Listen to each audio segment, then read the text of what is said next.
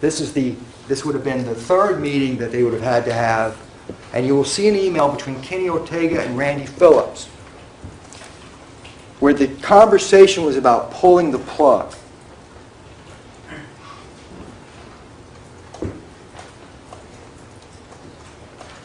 After the emergency meeting on June 20th, Michael Jackson's performance was much better on the 23rd and the 24th. You will see video of that. What you will not see is video of the other rehearsals. So when Michael Jackson told Dr. Murray, I have to sleep, I have to get some sleep, they will cancel my rehearsals, I will lose this performance, he meant it. Dr. Murray knew he meant it.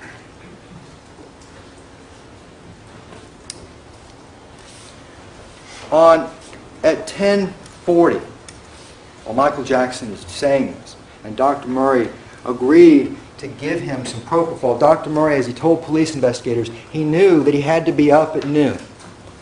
He knew that. He knew that he had lorazepam and midazolam already in his system. He knew that.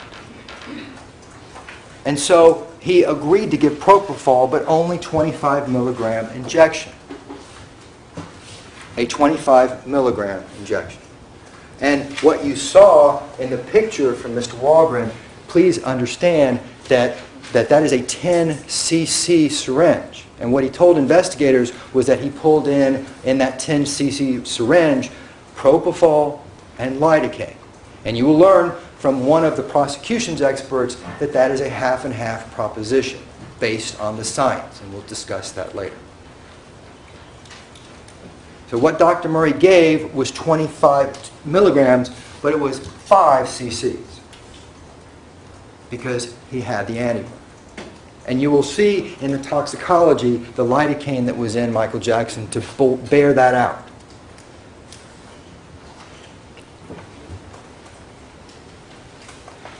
When Dr. Murray did this, he told investigators, Michael Jackson went to sleep.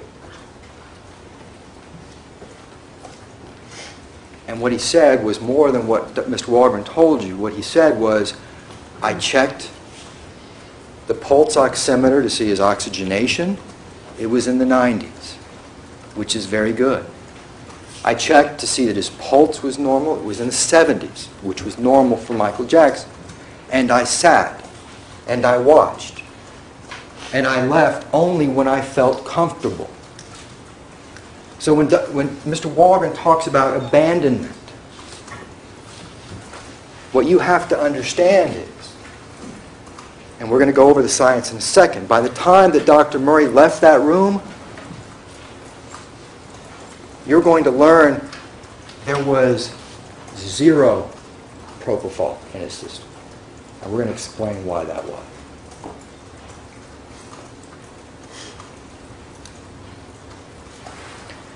I want to leave you at the point where Dr. Murray has left the room. I told you, I want to leave you there. We're going to come back to that. I told you on jury selection that this was going to be a scientific case. Remember, I asked all of you, would you be willing to listen? I'm not saying abandon your heart at the door. What I'm saying, listen to the science. And you will know the truth. And you all said you'd do that. Well, I want to explain to you some things, some propositions about propofol that were not explained to you. And I know all of you are fair, and you are not taking into consideration what you saw on TV. But in case you have some notions about propofol that are false, I want to make sure that you know exactly what it is and what it isn't. Because in this case, that's going to matter. We are going to also put experts on the stand. And the expert that we have, we will introduce to you. His name is Dr. Paul White. Now, Dr. Paul White is the preeminent, you will find, the preeminent expert in propofol. He is internationally known.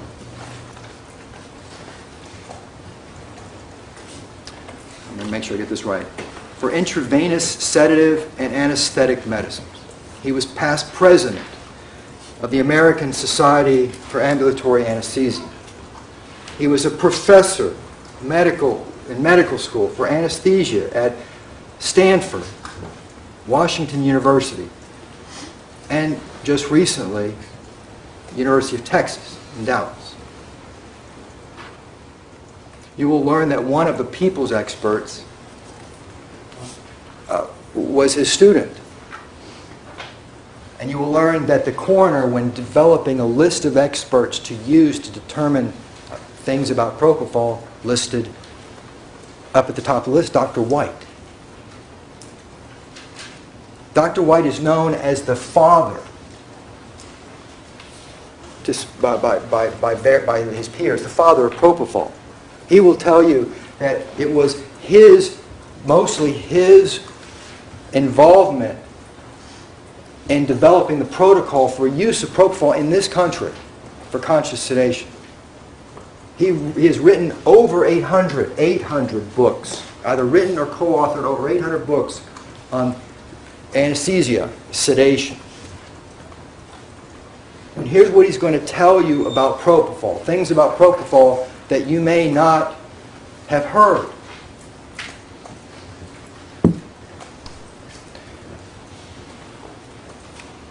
He's going to tell you that I'm going to talk about three things that propofol is. We're going to get into a whole lot in the case about propofol, more than you ever want to know. I promise you that. On closing argument, I'm going to talk about that as well. But for purposes of what you're going to hear in the evidence, so that you know why the science is important, I'm going to go into three details. Might be four. I might have got that wrong, but bear with me. First is, propofol is normally used as an intravenous drug. It's normally used intravenously. In other words, you either inject it or you drip it. Sometimes it's used both. We'll explain what that is, when that is. Propofol is not a poison. It's not a neurotoxin. It has one job to do. It only has one job to do. And that is to put people to sleep. If you give enough propofol, then what Mr. Walgren said is true. You can even involve yourself in invasive surgery. You can perform operations. And we're used to seeing blinking lights and respiratory devices. And that's the kind of thing that Mr. Walgren told you about. But what Dr. White will tell you is this.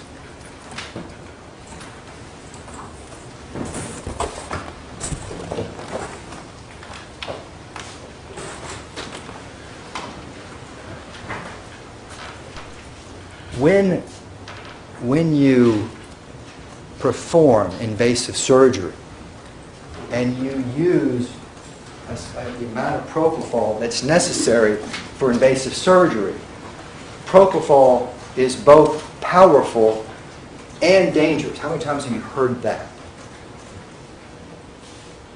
What the PDR tells you is when you are performing invasive surgery, heart surgery, gastroenterology, that's the wrong phrase, but surgery that requires you to cut a patient open, the amounts that is used is recommended to be 2 to 2.5 milligrams per kilogram of body weight. In other words, for somebody about 150 pounds, Michael Jackson's size, what Dr. White will tell you is you're looking at somewhere over 130 milligrams. With that much propofol, there is a danger. He will tell you. He will tell you that with that much propofol, it's not that there's a danger that it's just going to stop your heart. It's not poison. But there is a sincere risk of an apnea event. In other words, obstruction of the upper respiratory. You know what I'm talking about. We're used to sleep apnea, right? But we wake up. We don't die. If you have this much propofol in your system, you can't wake up. That's the danger of propofol, is the apnea event. But what Dr. White will tell you is that propofol is most often used, normally used, not for invasive surgeries. It's used for sedation. And it's used in amounts far less than what would be necessary for this dangerous procedure. For propofol, it's a matter of degree. Dr. White will tell you that when you give propofol in these amounts, 25 to 50 milligrams, in amounts that he will describe to you as conscious sedation, he will tell you there's no danger of an upper airway constriction. None. Listen to what I'm saying. He's going to tell you none. And he's going to tell you that there's no risk of cardiac effect. And he will tell you that he didn't make that up. That comes from the American Society of Anesthesiologists documentation for use of propofol for non-anesthesiologists. It's a known fact. For propofol is a matter of degree.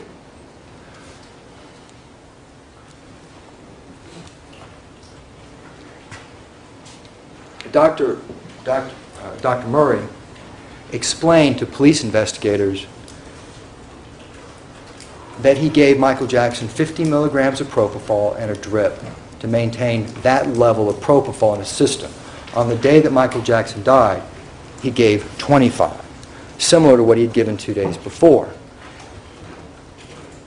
It's a matter of degree. Dr. White will tell you something else very important for you to understand when you listen to this evidence.